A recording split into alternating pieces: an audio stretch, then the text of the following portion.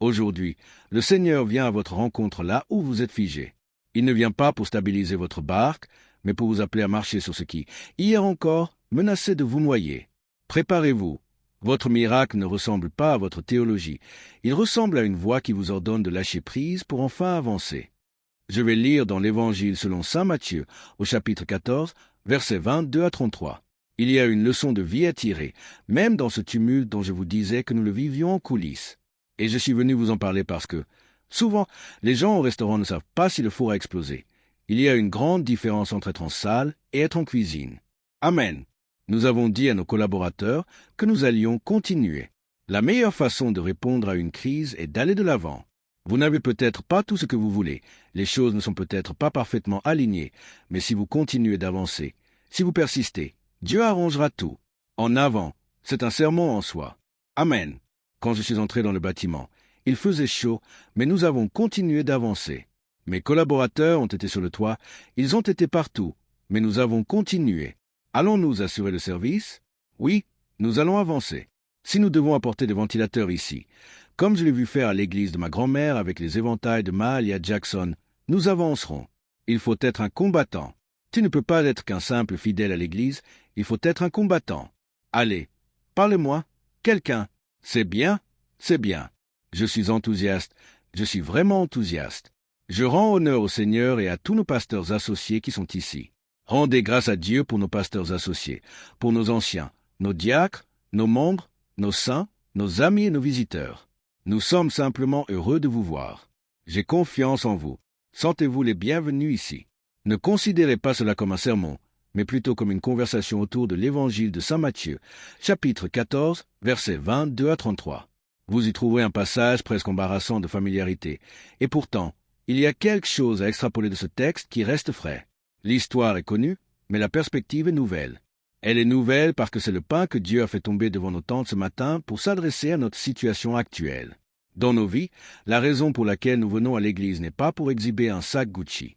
Je ne vais pas m'en détourner si vous en avez un. J'en suis ravi pour vous. Cela rend bien, mais nous ne sommes pas venus pour une affinité matérielle. Ce que nous sommes venus chercher, c'est la subsistance dont nous avons besoin pour l'époque dans laquelle nous vivons. Que celui qui a des oreilles entende ce que l'Esprit dit à l'Église. À présent, j'invite l'Assemblée à se lever pour la lecture de la parole, et nous ne vous dérangerons plus après cela. Vous pourrez rester assis pour la suite, ou même partir discrètement si vous devez nous quitter. Dans l'Évangile de saint Matthieu, chapitre 14, versets 22 à 33, nous arrivons à un moment unique. Aussitôt après, Jésus obligea les disciples à monter dans la barque et à passer avant lui de l'autre côté, pendant qu'il renverrait la foule. Je le relis. Immédiatement, Jésus fit monter les disciples dans la barque pour qu'ils le précèdent sur l'autre rive pendant qu'il congédiait la foule. Après l'avoir renvoyé, il monta seul sur la montagne pour prier. À la tombée de la nuit, il était là, seul. La barque était déjà à une distance considérable de la terre, secouée par les vagues, parce que le vent était contraire. Ô mon Dieu! Peu avant l'aube, Jésus alla vers eux en marchant sur le lac. Quand les disciples le virent marcher sur l'eau, ils furent terrifiés. « C'est un fantôme » dirent-ils, et ils crièrent de peur. Mais Jésus leur dit immédiatement, « Rassurez-vous, c'est moi, n'ayez pas peur. » Pierre lui répondit, « Seigneur, si c'est toi, ordonne que j'aille vers toi sur l'eau. » Et il dit, « Viens. » Pierre descendit de la barque, marcha sur l'eau et s'approcha de Jésus. Mais, voyant que le vent était fort, il eut peur, et, comme il commençait à s'enfoncer, il s'écria, « Seigneur, sauve-moi. » Immédiatement, sans aucune hésitation, Jésus tendit la main et le saisit. « Homme de peu de foi, lui dit-il, pourquoi as-tu douté ?» Et lorsqu'ils furent montés dans la barque, le vent tomba. Alors ceux qui étaient dans la barque l'adorèrent, en disant, « Tu es véritablement le Fils de Dieu. » Pouvez-vous dire Amen? Je veux utiliser comme sujet, seul sur le lac. Prions, et alors nous verrons, délicatement et doucement, l'Esprit du Dieu vivant descendre aujourd'hui en ce lieu. Oint ses lèvres d'argile pour qu'elles soient dotées du pouvoir nécessaire pour articuler la parole de Dieu. Je vous remercie d'avance. Manifestez ce qui est déjà là, non seulement dans cette pièce, mais aussi dans le cœur de votre peuple, car beaucoup d'entre nous se sont retrouvés dans une période déconcertante. Être seul sur le lac en dit long sur la profondeur de ce livre. Ô Dieu, au nom de Jésus, Amen. Vous pouvez vous asseoir. Oui, parlons. Laissez-moi commencer par vous dire que, depuis une dizaine de jours environ, je vis seul. Ma femme est au chevet de son frère et je souhaite solliciter une prière spéciale pour lui. Il s'appelle Ray Williams, Aldo Ray Williams, en fait. Si Dieu n'intervient pas, il est probable qu'il connaisse la transition sans nos prières et sans son intervention. Nous en sommes au point où nous plaçons simplement notre confiance en Dieu. Elle est à son chevet actuellement. Cela a été difficile pour elle, pour moi, pour notre famille, pour ses frères et sœurs et pour tous nos proches. La plupart d'entre vous savent ce que c'est parce que vous l'avez déjà vécu. Certains savent ce que signifie passer jour après jour dans une chambre d'hôpital, à regarder quelqu'un s'éclipser morceau par morceau. C'est traumatisant en soi. Chaque fois que je lui envoie un message, je lui dis que je sens son cœur battre dans ma propre poitrine.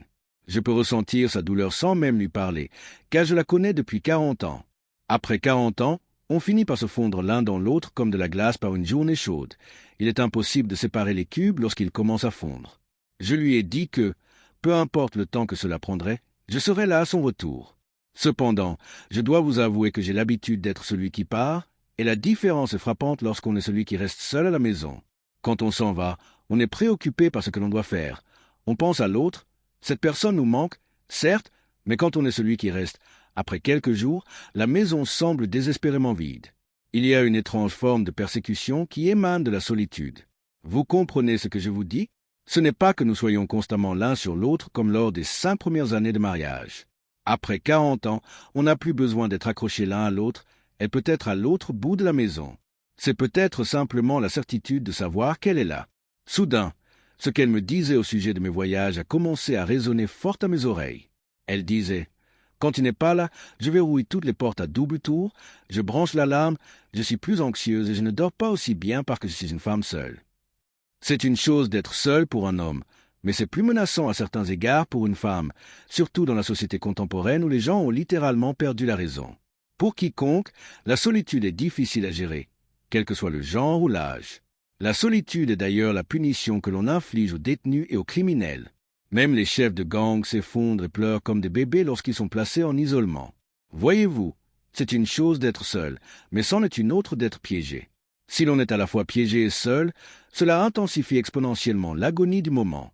Pourtant, nous réalisons que même ceux d'entre nous qui n'ont pas connu l'isolement carcéral ou la solitude domestique traversent parfois des moments où ils se sentent seuls, même au milieu d'une foule. C'est le cas maintenant, même avec un conjoint, même avec des enfants, même avec des amis qui vous contactent sur Facebook, Instagram, TikTok, LinkedIn ou par tout autre moyen de communication. Vous restez seul face à vos pensées, vos idées, vos frustrations, vos limites et vos agacements. Vous êtes seul avec vous-même pour gérer tout ce que vous avez à gérer. Toutes les tempêtes ne tombent pas sous forme de pluie. Toutes ne sont pas portées par le vent, les éclairs ou le tonnerre. Il est possible de traverser une tempête émotionnelle ou intellectuelle. Vous est-il déjà arrivé de vous disputer avec vous-même? Moi, je me suis déjà énervé contre moi-même. Je me suis dit, j'en ai marre de toi. Es-tu stupide? As-tu perdu la tête? Pourquoi es-tu aussi fou? Et pourtant, personne ne parle, mes lèvres ne bougent pas, mais je parviens à me disputer avec moi-même. Nous arrivons à un point dans la vie où nous réalisons que, peu importe qui nous entoure, nous ne pouvons plus déléguer aux autres la responsabilité de notre contentement. Ce n'est pas le travail de ma femme de me rendre heureux, tout comme ce n'est pas mon rôle de la rendre heureuse. Parfois, elle ne sait même pas ce qu'elle veut. Nous pouvons passer 15 minutes à essayer de décider où aller manger, et encore 20 minutes à choisir quoi commander. Et parfois, je ne sais pas ce que je veux. Je sais que je veux quelque chose, je sens qu'il manque quelque chose, mais je n'ai pas la capacité intellectuelle d'articuler cet abstrait. J'ai l'impression de devoir moi-même décider de ce qui me dérange, et je me rends compte que, bien que j'ai un partenaire, je suis encore seul. Les célibataires pensent souvent, si je me mariais, je ne serais plus seul. Puis ils se marient, et après 10 ans de mariage, ils découvrent que si l'on ne parvient pas à être complet soi-même, le mariage n'est pas l'antidote. Allez, quelqu'un, aidez-moi. Si vous ne pouvez pas être heureux seul dans une pièce avec vous-même, ne m'invitez pas à partager votre malheur. Les personnes qui ne trouvent pas la paix en elles-mêmes vous invitent en fait dans leur drame. Leur drame devient votre traumatisme. Parfois, même si vous partagez la même adresse, vivez dans la même maison et payez les mêmes taxes foncières, vous vous retrouvez seul dans une pièce pour échapper au drame qui se joue au bout du couloir. Vous comprendrez cela demain. Ce message en particulier relate une rencontre imprévue avec Dieu. Ce n'était pas à l'ordre du jour, ce n'était pas dans l'itinéraire. Il ne leur avait pas dit que cela allait arriver. C'est quelque chose qui semble surgir par hasard. Nous situons ce texte entre deux miracles. Un miracle les attend à Génézareth, mais ils doivent s'y rendre.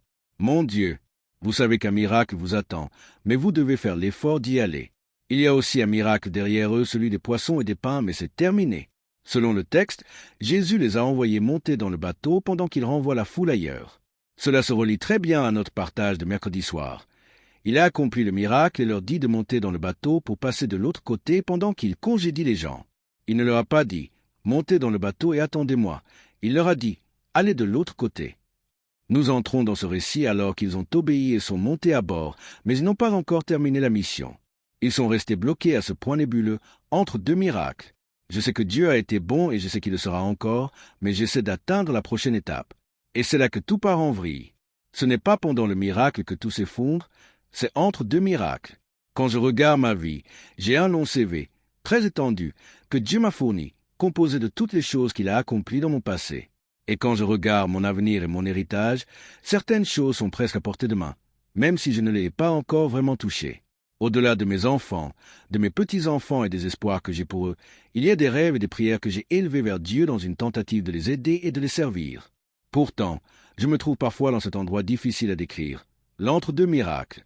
C'est ce qui rend si difficile les conversations relationnelles lorsque les gens demandent « À quoi penses-tu » Il est ardu d'exprimer ce que l'on ressent quand on n'est ni ici, ni là, lorsque vous êtes en route, mais pas encore arrivé, quand vous êtes à des kilomètres nautiques de votre point de départ et encore à des kilomètres de votre destination. Vous êtes coincé entre deux lieux. Il est difficile d'expliquer aux gens où l'on en est et ce qui se passe dans notre esprit quand on se situe dans cet entre-deux.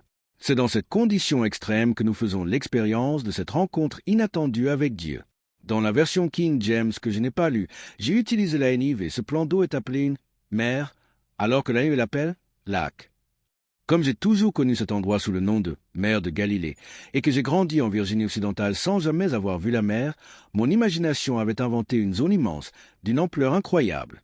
C'est ainsi que, lors de mon premier voyage en Israël, lorsqu'ils m'ont emmené par les routes sinueuses des montagnes jusqu'au rivage pour voir la mer de Galilée, j'ai découvert que cette mer était en réalité un lac.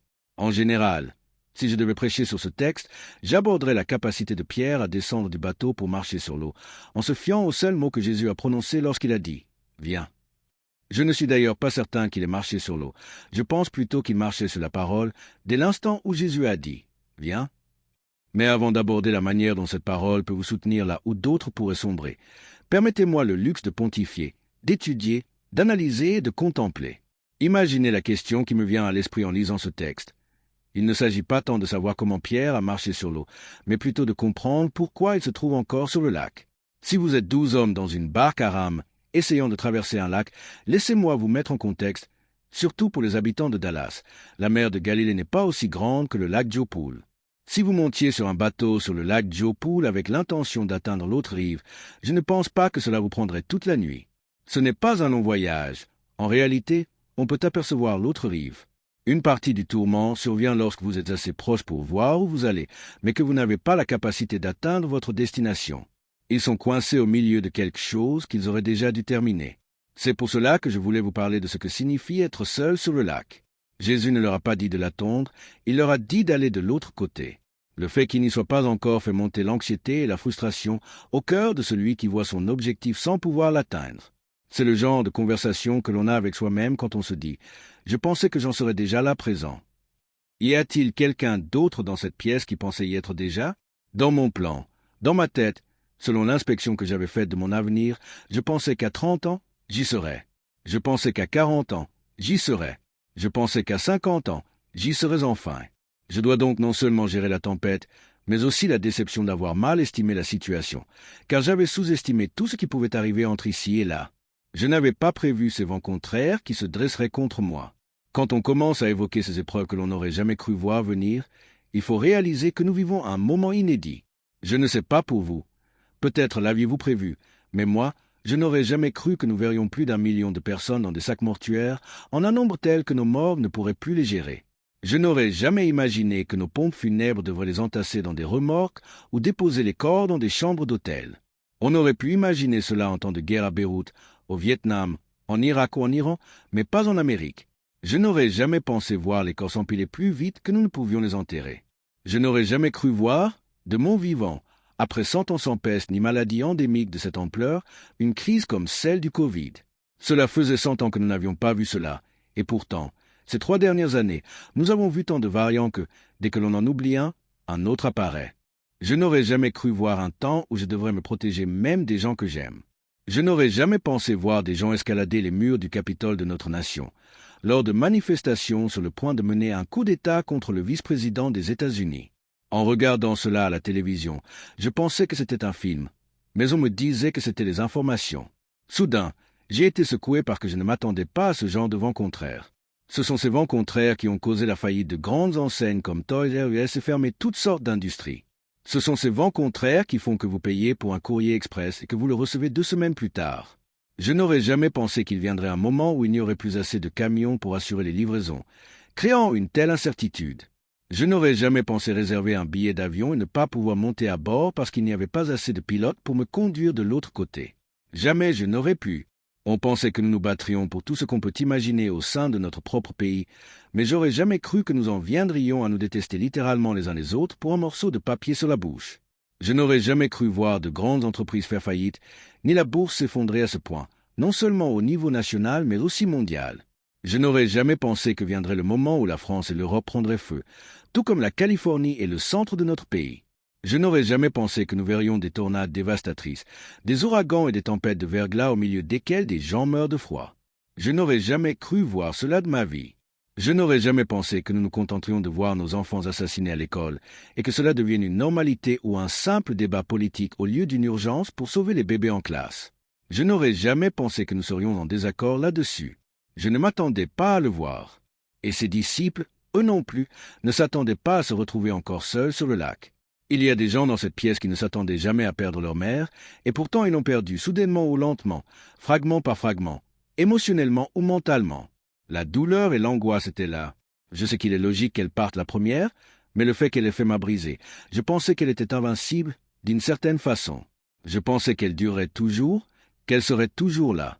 Alors, je ne lui rendais pas visite tous les samedis, je ne passais pas la voir, et aujourd'hui j'aurais aimé l'appeler plus souvent et passer plus de temps avec elle. Mais avant que je ne m'en rende compte, le temps était écoulé. Elle est partie. Il y a des gens ici qui comprennent cela. Ils n'ont jamais pensé que le jour viendrait où leur cœur serait brisé par quelqu'un à qui ils avaient confié tous leurs secrets. Et pourtant, ils se retrouvent dans une situation où leurs secrets ont fini dans le lit de quelqu'un d'autre. Ils se retrouvent seuls, allongés dans leur lit, à se demander si l'on parle d'eux. Je n'ai jamais pensé que cela m'arriverait. Y a-t-il quelqu'un dans cette pièce qui traverse une épreuve qu'il pensait ne jamais voir? Je pensais que je ne serais jamais en retard sur mon prêt immobilier. Je pensais que ma voiture ne serait jamais saisie. Je pensais que je ne perdrais jamais ma maison. Je pensais que si j'avais un diplôme ou une grande compétence, j'aurais sûrement un excellent emploi. Je pensais que si j'étais un homme bon ou une femme de valeur, quelqu'un voudrait sûrement de moi. Je ne me suis jamais attendu à affronter le genre de tempête dans laquelle je suis aujourd'hui. Je prie désormais pour des choses que je considérais comme acquises hier. Je me suis retrouvé seul sur le lac. Je n'ai jamais pensé que ma fille se retournerait contre moi.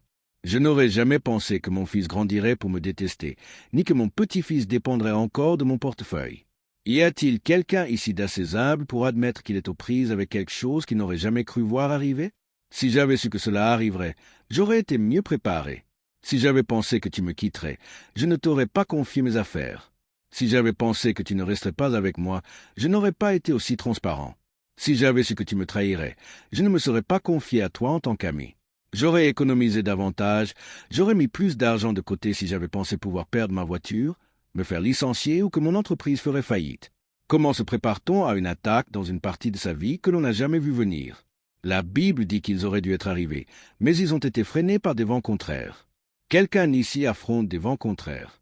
Presque tout ce que j'ai accompli, j'ai dû le faire face à des vents contraires. Si vous prenez l'avion pour Los Angeles et que le pilote annonce « Nous serons là dans 2 heures au lieu de 3 grâce aux vents arrière », vous vous en réjouissez. Mais quand vous revenez de LA, on vous dit que cela prendra 3h30 parce que vous volez à contre-courant. Y a-t-il quelqu'un ici, au balcon ou au fond de la salle, qui a dû avancer malgré des vents contraires? On dirait que tout ce qui vient facilement aux autres est difficile pour vous. À chaque fois que vous essayez d'avancer, quelque chose vous repousse et ralentit vos progrès. J'aurais dû être plus loin, j'aurais dû être marié, j'aurais dû avoir plus de succès et être plus accompli. Ne me jugez pas, Vous n'aviez pas à affronter le genre de vent que j'ai dû affronter pour arriver là où je suis. Comment osez-vous me regarder de haut et prétendre que je n'ai pas de courage, pas de force ou aucune ténacité? Vous n'avez pas eu à gérer ce vent-là. Y a-t-il quelqu'un ici, à part moi, qui est indigné contre les gens qui jugent votre vie et se vantent de leurs accomplissements sans jamais évaluer le vent qui soufflait contre vous en plein combat? Et peut-être, juste peut-être, devriez-vous vous pardonner. Peut-être devriez-vous vous pardonner de ne pas être allé plus loin, compte tenu des vents contraires qui se sont dressés contre vous dès le départ. Les chances étaient contre vous. Les procès étaient contre vous. Et ce, dès le premier jour. Chaque jour, je fais simplement ce que je peux. Je travaille, je m'active, je me dépêche quotidiennement. Du travail au marché. Chaque jour, je ne fais que redoubler d'efforts. Je me démène comme un hustlé. Lundi, mardi, mercredi, jeudi, vendredi, samedi, dimanche, et pourtant, je suis toujours là. Je suis toujours seul. C'est comme si je transpirais sur ce lac, mes bras sont épuisés à force de ramer. J'ai 30 ans et j'ai déjà épuisé mon entourage. À 40 ans, je commence à me sentir vieux. J'ai tout fait, porter, transporter, traîner, décharger, et je m'active sans cesse. Pourtant, je sais que ma maison ne reflète pas mes efforts, ma vie n'en a pas l'air, ma vie amoureuse non plus, et mon compte bancaire ne ressemble en rien à ce que j'espérais. Mes investissements, mon crédit, ma situation globale, rien ne semble progresser, car les vents contraires ont retardé l'heure d'arrivée. Le pilote était en retard, il y a eu un problème avec l'avion, l'équipage est arrivé tardivement, ils ont laissé mes bagages au terminal, tout s'est ligué contre moi. Cette pression fiscale, ce poids quotidien, c'est l'environnement dans lequel ces gens vivent. Dans un tel contexte, j'aurais dû aller plus loin. Mon mariage, malgré tout le travail que j'y ai investi, aurait dû être plus solide. Et que dire de mon enfant, pour qui j'ai tant d'amour? Tu veux dire que tu vas me parler sur ce ton? Alors que j'ai cumulé 2 emplois, je me suis sacrifié. J'ai assisté à tes réunions de parents d'élèves, à tes récitals. Je t'ai envoyé dans des endroits que je ne pouvais pas me permettre pour moi-même, les cours de danse, l'opéra, renonçant à tout ce que je voulais faire pour m'assurer que tu aies ces opportunités. Et maintenant, tu vas te dresser contre moi comme si tu avais perdu la tête? J'ai travaillé dur pour t'exposer à tout ce que je n'avais jamais vu, afin que tu profites des chances dont je n'ai fait que rêver. Et voici la réponse que j'obtiens de toi. Si vous ne comprenez pas mon pourquoi, laissez-moi tranquille.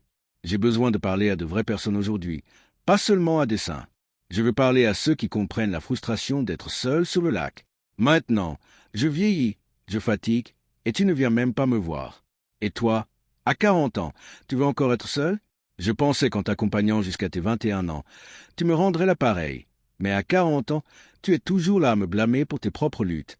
Et, as-tu remarqué que tu es un homme adulte? Tu sais que tu es une femme adulte? Toutes ces circonstances sont contre moi. Car je n'ai pas eu seulement à payer mes factures.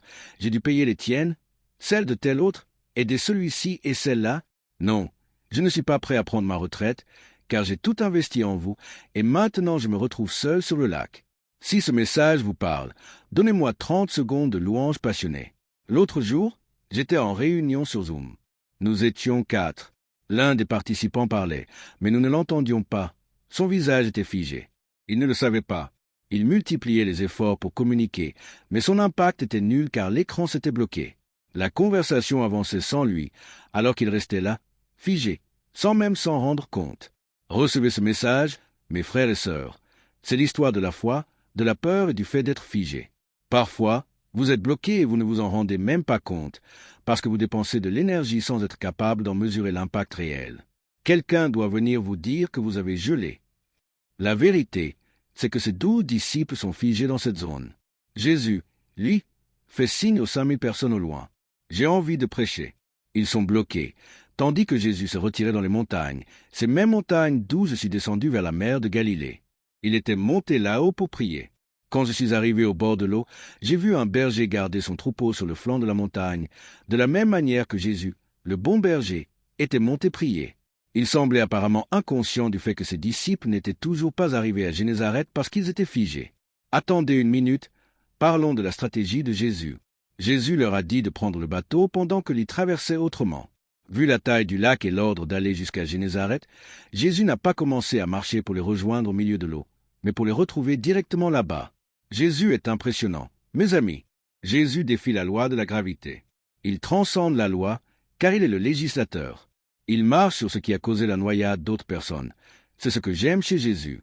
Je suis tellement heureux, Pasteur Tudement, de ne pas servir un Dieu que je doive porter. Je suis tellement content de ne pas servir un Dieu qui dépendrait de mes propres efforts. Je n'ai pas à porter Jésus, c'est lui qui me porte. Alors, quand Jésus termine de prier, il commence à traverser le lac. Il est sans doute en route vers Génézareth lorsqu'il découvre que ses disciples sont figés. Êtes-vous coincé? Je sais que vous êtes vivant. Mais êtes-vous bloqué? Je sais que vous parlez encore, mais seriez-vous coincé? Il est possible de continuer à transmettre des informations qui ne sont pas reçues parce que vous êtes gelé. Vous vous mesurez par l'effort, mais Dieu juge par l'impact. Alors vous vous demandez, comment diable ai-je pu ramer aussi fort et rester coincé? Y a-t-il un problème avec mes rames? Pourquoi ne répondent-elles pas à mon effort, alors que cela me prend toute la nuit pour faire quelque chose que j'aurais dû accomplir en quelques heures? Avez-vous déjà pensé que vous pourriez être bloqué? Puis-je aller plus loin? La raison pour laquelle vous êtes à l'aise dans ce bâtiment en ce moment, c'est parce que vous savez que les portes sont ouvertes et que vous pouvez partir quand vous le voulez. Mais dès que quelqu'un change les règles et vous dit que vous êtes enfermé, tout à coup, cette connaissance vous trouble. Je vais aller plus en profondeur, car je viens de toucher un point sensible. Il est bien plus facile d'entrer que de sortir. Avez-vous déjà été dans une situation dont vous ne saviez pas comment vous sortir? Si vous faites ceci, cela causera cela. Si vous faites cela, cela coûtera autre chose. Et si vous tentez ceci, cela créera une situation encore pire. Et là, vous êtes simplement piégé, même si vous n'avancez nulle part.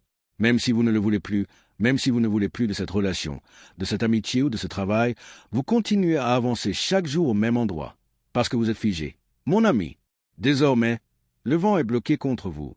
La foudre éclate, le tonnerre gronde et la mer est tumultueuse. Ils sont coincés. Pourtant, les vagues auraient dû les pousser, mais elles poussaient contre eux. Si je voulais faire demi-tour, les vagues me ramèneraient en arrière. Tout ce qu'il me faudrait pour reculer, c'est de lâcher prise. Oh, entendez-vous les mots qui sortent de ma bouche? Vous n'avez pas besoin de suivre un cours pour reculer. Vous n'êtes pas obligé de suivre un cours sur la façon de tomber, ni sur la façon d'échouer. Tout ce que vous avez à faire pour reculer, c'est de lâcher prise. En réalité, réussir, c'est parfois simplement réussir à rester au milieu du lac. Car si les vagues avaient leur mot à dire, vous seriez revenu d'où vous veniez au départ. Je veux parler à des gens qui luttent, pas seulement à des survivants qui ont déjà réussi. Les gens qui survivent ne sont peut-être pas encore arrivés là où ils essayaient d'aller, mais ils ont refusé de retourner d'où ils venaient. Je me demande s'il y a quelqu'un ici qui aimerait être plus loin, mais qui est déjà content de ne plus être là d'où il vient. Vous n'avez peut-être pas tout ce que vous vouliez montrer, mais au moins, vous avez progressé. Donnez-lui 30 secondes de prière surnaturelle et passionnée par le Saint-Esprit. Je suis coincé, mais je suis toujours là. Je suis bloqué, mais je n'ai pas abandonné. Parfois, le succès consiste juste à rester immobile. Je ne suis pas encore là où je veux être, mais je ne suis plus là où j'étais. Je n'y suis pas encore arrivé, mais au moins je ne suis plus en arrière. Gloire à Dieu. C'est là toute la gloire d'être seul sur le lac. Au moins, j'ai fait des progrès. Selon vous, j'aurais dû avancer davantage, mais vous auriez dû voir d'où je suis parti. Vous auriez dû voir à quoi j'ai affaire et combien tout était contre moi. Vous auriez dû voir comment j'aurais pu perdre la tête. Le simple fait que je sois encore sur le bateau est un témoignage de la grâce de Dieu. Quelqu'un ici sait que c'est toujours le cas. Tu es fatigué, mais tu te dépêches. Tu es épuisé, mais tu poursuis ta route. Tu es déçu, mais tu te bats toujours. Donne-toi un coup de main. Applaudis-toi. Allez, félicite-toi, célèbre ce parcours. Est-ce que vous pourriez monter le volume de mon micro? Merci. Prends soin de toi et rends grâce à Dieu pour ton propre chemin. Je sais que tu n'es pas encore arrivé au bout, mais au moins, tu n'es pas retourné d'où tu viens. Je veux que tu célèbres là où tu te trouves aujourd'hui. Je vais le féliciter pour ma survie. Je vais le louer parce que je suis encore là et parce que j'ai gardé la raison. J'ai bien failli mourir, j'ai failli devenir fou, mais j'ai toujours l'Esprit Saint et je le loue pour cela. Je n'ai peut-être pas de montre Gucci, je n'ai pas de talons aiguilles ni de bilan final étincelant, mais je n'ai pas perdu la tête. J'ai encore mes jambes et ma force. Que quelqu'un adresse une prière de reconnaissance à Dieu. Je le sais, je ne ferai pas venir tout le monde ici. Jésus n'a pas convaincu tout le monde. Un seul lépreux est revenu pour dire merci. Alors, si je peux en avoir ne serait-ce que 10 dans cette foule pour revenir et dire merci au milieu du lac, que celui qui est revenu lui rende hommage. Celui qui a été guéri, celui qui est béni. Identifie-toi, sors de ta cachette et rends gloire à Dieu. Ce que j'ai vu en relisant ce texte, c'est qu'il s'agit d'une rencontre inattendue. Attendez une minute avant de vous rasseoir. Saluez cette personne autour de vous et dites-leur « Jésus arrive ». Jésus arrive quand tu es coincé. Jésus vient là où tu es isolé, là où tu as été frustré. Jésus est là. Il vient là où tu as été seul, là où tu es épuisé. Au point de fatigue musculaire, Jésus arrive. Tu ressens une fatigue mentale, mais Jésus arrive. Tu traverses une fatigue financière, mais Jésus arrive. Quelqu'un n'est-il heureux de voir Jésus? Faites du bruit. Oh, diable, tu pensais m'avoir? Mais Jésus arrive. Pensée suicidaire, vous pensiez m'avoir? Mais Jésus arrive. Frustration, tu pensais m'avoir? Mais Jésus arrive. Je peux le voir. Voici Jésus. Raconte-lui ton mal. Voici Jésus. Parle-lui de ta douleur. Voici Jésus qui arrive. Confie-lui ta défaite et ta frustration. Voici Jésus qui arrive. Louez-le comme si vous saviez qui il est. Asseyez-vous. Allons plus loin. Rachel, durant toutes ces années où j'ai étudié ce texte, je n'avais jamais vu qu'il s'agissait d'une rencontre inattendue. Jésus ne leur a jamais dit qu'il allait marcher sur l'eau. Ils ne s'attendaient pas non plus à être coincés à ce stade de leur vie, là où ils espéraient avoir plus de succès. Écoutez, définissons le succès. Certains diront, « Pasteur, il ne parle pas de moi. Mes finances sont bonnes, mon éducation est excellente. Je suis allé à Yale, j'ai obtenu mon diplôme à Harvard et je m'en sors très bien. Merci, je suis content de vous entendre encourager les petites gens qui galèrent ici. Mais taisez-vous. Le véritable succès n'est pas un diplôme. Le succès n'est pas un document, ni une certaine somme d'argent placée quelque part. Ce n'est pas parce que vous avez de l'argent que vous avez réussi. En réalité, nous cachons souvent notre véritable détresse derrière nos réussites visibles. Nous louons ce que nous faisons de bien, mais nous rentrons chez nous en pleurant sur ce qui ne fonctionne pas. Vous pouvez être un avocat à succès et vous sentir en échec en tant que père. Vous pouvez être un juge respecté et vous sentir en échec en tant qu'épouse. On peut connaître un succès public et un échec privé. Vous pouvez réussir dans vos affaires tout en étant malade dans votre corps. Réussir dans votre profession tout en souffrant d'un trouble nerveux que personne ne soupçonne. Tout le monde ici a un domaine de sa vie qui nécessite une visite de Jésus. Alors, arrêtez d'être arrogant. Descends de ton arbre, Zachée, et avoue qu'il te manque quelque chose, que tu as besoin de Jésus. Si tu n'en avais pas besoin, tu ne serais pas là. Si tu n'avais pas besoin de lui, tu ne lèverais pas les mains, tu ne prierais pas et tu n'applaudirais pas. Les voilà donc au milieu du lac, seuls. Je me suis retrouvé dans une situation dont je ne peux pas sortir, peu importe mes efforts pour ramer et pousser. Je suis coincé. À quoi penses-tu? Me demande-t-on. À rien, je réponds. Mais la vérité, c'est que je ne peux pas lui dire que je cherche désespérément comment m'en sortir. Je ne peux pas le dire à l'église, ni au pasteur, ni à l'évêque. Je ne peux le dire à personne. Je suis figé à l'écran. Je n'arrive pas à trouver comment me débloquer. J'ai vérifié les prises, le câblage, j'ai appuyé sur « Échappe », sur « Entrée », je me suis déconnecté et reconnecté, mais je n'ai plus assez de signal. Je veux parler à quelqu'un qui est coincé. Il est tellement plus facile d'entrer dans quelque chose que d'en sortir. J'ai loué cette voiture, j'y suis monté facilement. Mais quand j'ai voulu faire marche arrière, j'étais furieux. Les petits caractères du contrat étaient conçus pour que je reste bloqué sur ce lac. Le sourire du vendeur m'a mis en colère parce que j'ai compris qu'il m'avait piégé. J'ai eu la foi, puis j'ai eu peur, et maintenant je suis figé par un contrat que je vais devoir acheter. Il n'est pas nécessaire d'être physiquement à l'envers et seul pour comprendre mon illustration. Y a-t-il quelqu'un ici qui s'est déjà senti ainsi? Tout allait bien au début, n'est-ce pas? Mais voici ce que Jésus me charge de vous dire aujourd'hui. Vous allez avoir une rencontre inattendue avec Dieu. Elle va briser la chaîne qui vous maintenait seul sur ce lac. Cette chose qui vous réveille la nuit, qui vous cause des insomnies et vous empêche de trouver le repos. Peu importe ce que vous prenez ou ce que vous buvez, parce que vous êtes figé. Vous allez avoir une surprise. Recevez-vous cette annonce? Une rencontre inattendue avec Jésus, car il va vous rejoindre là où vous êtes. Merci, Seigneur, d'être un Dieu qui vient à moi quand je ne peux pas t'atteindre, quand je n'arrive pas à rejoindre l'endroit où tu m'as appelé, quand je suis incapable de faire ce que tu m'as dit de faire. Merci d'être venu vers moi. Maintenant, voici le défi. Puis-je aller plus loin? Le défi est le suivant.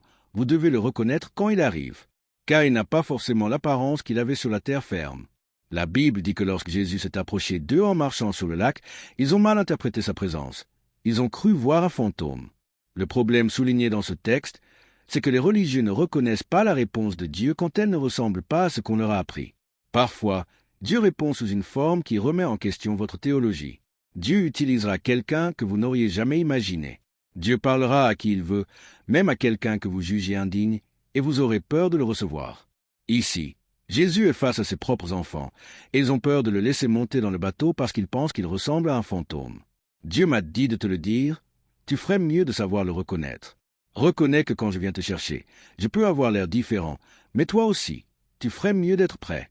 Reconnaissez-le, car votre prochaine rencontre ne paraîtra pas forcément spirituelle ou chrétienne au sens classique du terme. Elle ne ressemblera pas à ce que vous aviez en tête, mais je vous le dis, il vient vous sortir de là.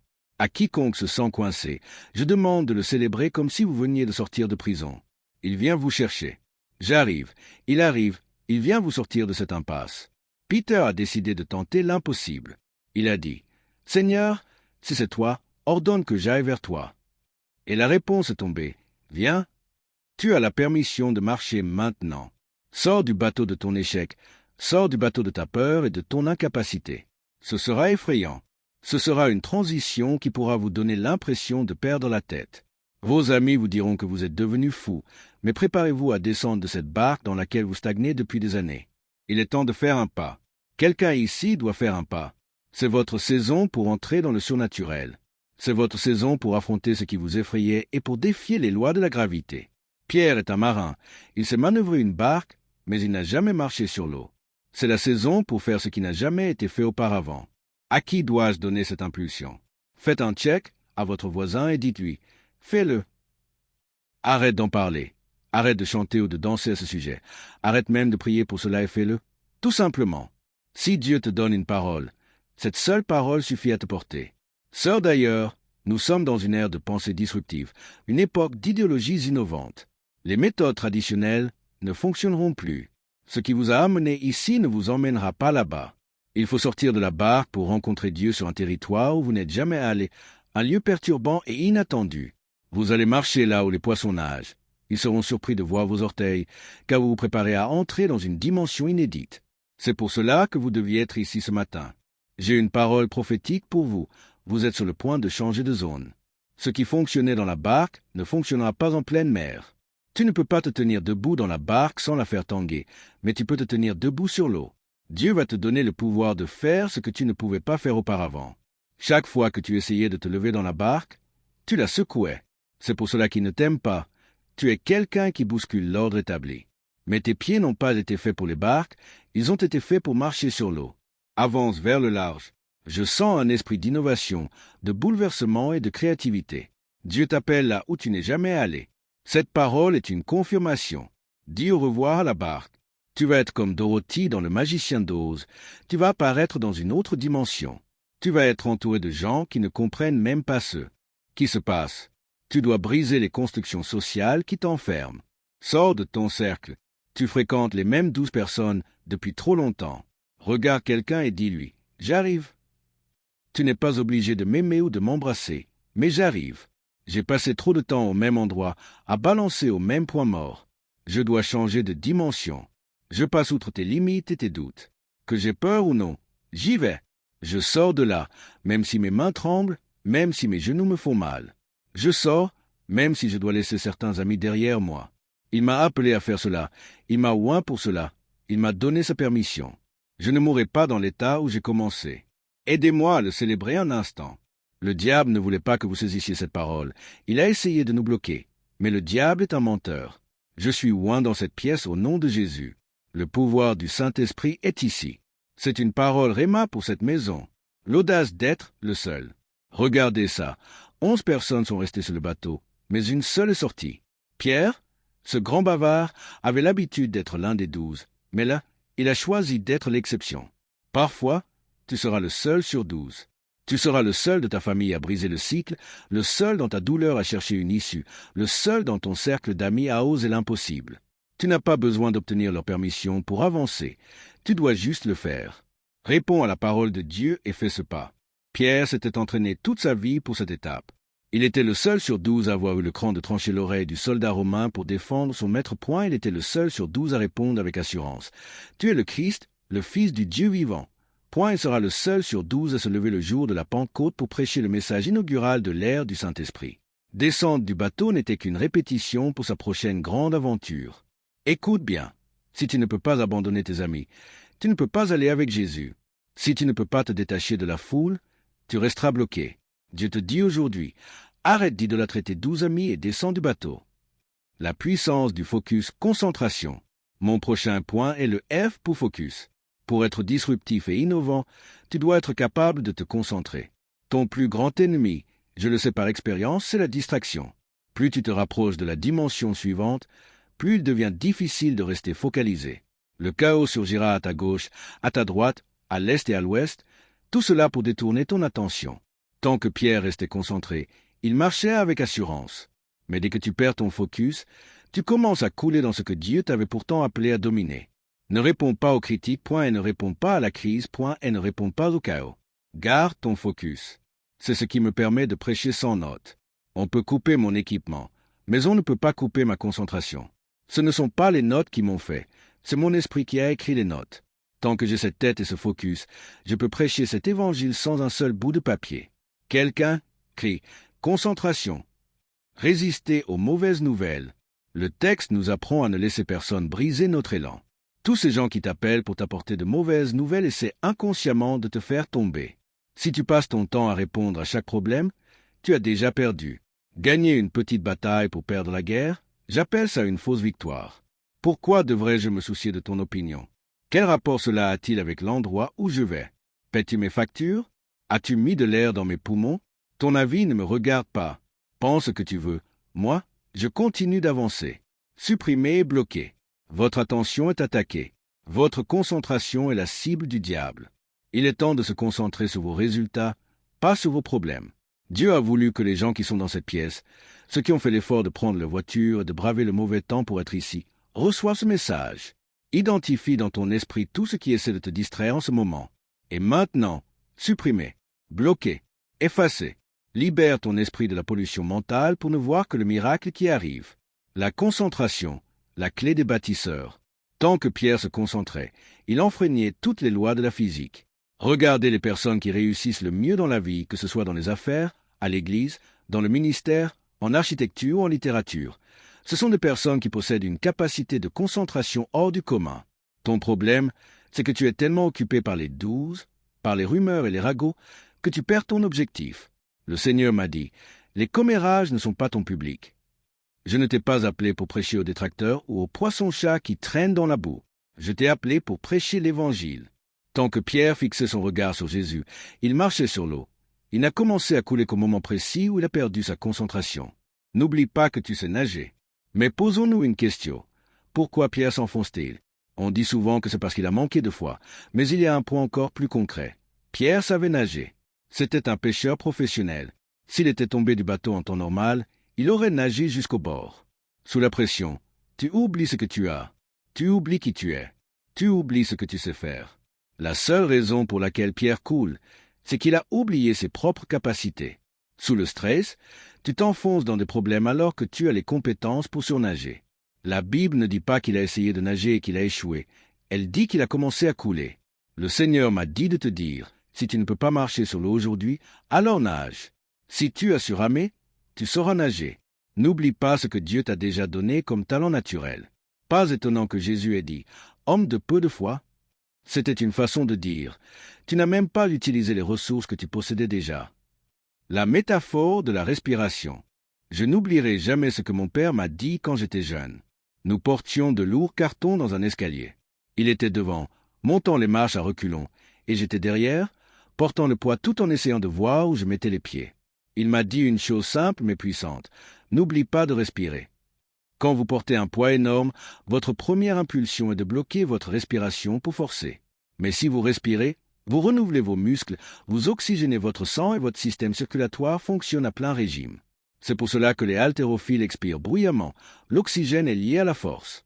Certains d'entre vous sont figés et s'effondrent parce qu'ils ont arrêté de respirer. Respirer, dans la vie, cela signifie prendre soin de soi pendant que l'on avance vers son objectif. Tu peux devenir tellement obsédé par ta destination que tu t'oublies en chemin. Et à quoi bon arriver si tu t'es perdu toi-même? Le succès sans la peine est rien. Quand ma femme est partie, j'avais toujours une magnifique maison, mais je n'avais plus de chez-soi. La différence entre une bâtisse et un foyer, c'est la personne avec qui on partage sa vie. Sans elle, être dans cette maison, c'était comme être un peintre dans une pièce remplie d'aveugles ou un musicien jouant pour des sourds. À quoi bon réussir si tu perds ceux pour qui tu fais tous ces efforts? Tu ne peux pas te permettre de te figer. Tu ne peux pas oublier tes forces. Le Saint-Esprit te pose cette question aujourd'hui. Es-tu devenu si stressé que tu as oublié que tu savais nager? Alors, dans sa détresse, Pierre poussa un cri, le bras tendu du Père. Pierre crie, « Seigneur, sauve-moi !» Et la Bible dit qu'immédiatement, Jésus tendit la main. Parfois, nous lisons ce passage trop vite. Nous imaginons Jésus juste à côté, mais le texte suggère qu'il s'est étiré. Dieu est capable de s'étirer pour vous atteindre. Permettez-moi d'approfondir cette image. Isaïe demande, « À qui le bras du Seigneur a-t-il été révélé ?» Jésus est le bras de Dieu. L'incarnation, c'est le Père qui étend son bras depuis l'éternité vers une humanité mourante. Ce qui s'est passé sur ce lac est une miniature de l'histoire du monde. Dieu tend son bras pour nous sortir de l'abîme. C'est sa main droite et son bras saint qui apportent la victoire. Il est venu là où Pierre se noyait, l'a pris par la main et l'a ramené jusqu'au bateau. À un test sous environnement contrôlé. Regardez bien ce détail. Dès qu'ils remontèrent dans la barque, le vent s'arrêta. Le vent n'a pas attendu qu'ils atteignent Génézareth pour se calmer. Il s'est arrêté dès qu'ils furent de retour à bord. Qu'est-ce que cela nous indique? Que toute cette tempête était un test contrôlé. La dernière chose que le Seigneur m'a dit de vous dire est celle-ci. Ce qui vous semble totalement hors de contrôle, en réalité, parfaitement maîtrisé par Dieu. Il vous place parfois dans un environnement difficile pour observer votre réaction au vent contraire. La façon dont vous réagissez au vent détermine si vous allez transformer votre épreuve en succès ou rester éternellement seul dans vos regrets. Le réveil face à la fin des temps. Tout le monde debout.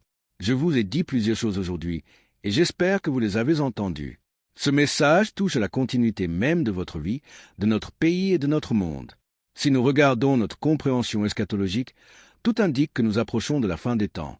Quand j'ai commencé à prêcher à 19 ans, je n'aurais jamais pensé voir le livre de l'Apocalypse s'aligner de si près avec l'actualité. La Bible dit que la terre brûlera d'une chaleur fervente. À l'époque, cela semblait métaphorique, voire ridicule. Aujourd'hui, nous voyons des incendies incontrôlables partout. Le climat s'emballe, la planète fond. Je suis allé en Alaska. Les glaciers massifs que j'admirais il y a 2 ans ont disparu. Les ours polaires n'ont plus de terre. Ce n'est plus le moment de jouer. Ce n'est plus le moment d'être égocentrique ou égoïste. C'est le moment de se réveiller. Nous avons une rencontre d'une ampleur colossale avec le Créateur. Prêcher dans la tempête. Avant que j'arrive ici, on m'a envoyé un message. Le système de climatisation était tombé en panne. La chaleur dans cette salle allait être étouffante. On m'a demandé s'il fallait annuler ou changer de programme. J'ai dit non. La direction de Dieu se manifeste souvent dans la tempête. J'ai dit, sortez les cruches d'eau, remplissez-les de glace, mettez du Gatorade dans le hall pour que personne ne manque d'électrolytes pendant que je prêche, et nous allons continuer. Nous allons faire l'Église malgré tout. Pourquoi? Parce que plus le vent souffle contre moi, plus je suis certain d'avoir reçu une parole authentique de Dieu. Conclusion, apprendre de la traversée. Je vous ai parlé de la foi, de la peur, de la chute et de la concentration. La Bible dit qu'au retour de Pierre dans le bateau, tous se réjouirent, même ceux qui n'en étaient pas descendus. Ils s'écrièrent, « Tu es vraiment le Fils de Dieu. » Ils entrèrent dans une louange née d'une expérience brute. Je vous le répète, la seule façon pour que votre traversée soit un échec, c'est si vous n'en apprenez rien. Souvenez-vous de ce que je vous ai dit. Dieu ne vous sauve pas seulement pour vous sortir de l'eau. Il vous sauve pour que vous sachiez, la prochaine fois, que vous pouvez marcher sur ce qui essayait de vous noyer. L'exclusivité de l'expérience de Pierre. Dimanche dernier, je vous le disais, vous pouvez critiquer Pierre autant que vous voulez, mais dans toute l'histoire de l'humanité, il reste le seul disciple à avoir su ce que cela signifiait de marcher sur l'eau avec Jésus. L'apôtre Paul a écrit la majeure partie du Nouveau Testament, mais il n'a jamais posé le pied sur l'écume aux côtés du Christ. Pierre, malgré ses maladresses, était le seul à savoir comment survivre dans la tempête. Et je vous le dis, peu importe l'étendue de vos connaissances, si vous ne savez pas survivre au milieu de l'ouragan, cela ne signifie absolument rien. Se concentrer sur sa concentration. Alors que je termine ce message, le Seigneur me donne une instruction précise. Je dois me concentrer sur votre concentration. 80% des choses qui vous inquiètent aujourd'hui ne méritent même pas votre attention. Si vous reprenez un journal intime vieux de 3 ans, vous verrez que ce qui vous semblait être un drame insurmontable à l'époque n'est plus rien aujourd'hui. Si votre souci actuel n'aura aucun impact sur la prochaine décennie de votre vie, jetez-le. Se concentrer n'est pas difficile. C'est simplement une question de savoir quoi lâcher. Vous vous épuisez à essayer de réparer les gens, de les changer, de les forcer à être ce que vous voulez. Vous essayez de jouer au Dieu dans la vie des autres. Arrêtez. Vous ne les avez pas cassés, et vous ne pouvez pas les réparer. C'est une leçon dure, car nous aimons être des réparateurs. Mais certaines personnes choisissent de rester brisées. Donnez à Dieu l'opportunité de travailler avec elle sans que votre ingérence ne vienne brouiller votre propre concentration. L'intensité de l'attaque prouve l'appel. Un miracle vous attend, mais vous devez traverser cette épreuve pour l'atteindre. Je ne prêche pas pour le plaisir de parler. Paul disait, « Vous êtes mes lettres de recommandation. » Votre changement de perspective est la seule preuve de l'authenticité de mon ministère. Sachez une chose, quand vous approchez de votre destination, Génézareth, la tempête empire. C'est par l'intensité de l'attaque que l'on reconnaît l'authenticité de l'appel. Pourquoi l'enfer attaquerait-il ce qu'il possède déjà? Si vous êtes attaqué, c'est que vous êtes une menace pour l'ennemi. Considérez cela comme une joie. Satan vous a remarqué. Prière finale, la permission de faire des exploits. Levez vos mains vers le Père. Seigneur, je te confie ce peuple. Je réprime tout sentiment de solitude et de frustration. Ces bouleversements émotionnels ne sont que des distractions. Nous les admettons, mais nous les libérons. Nous n'avons pas le temps de rester coincés dans une fête de l'apitoiement. Nous ne pouvons peut-être pas arrêter la tempête, mais nous pouvons marcher dessus. Au nom de Jésus, je prie pour que les vies soient changées, les foyers restaurés, les ministères renouvelés. Seigneur, rends-nous notre attention. Ce n'est pas une question de vent, de vagues ou de fantômes. C'est une question de permission.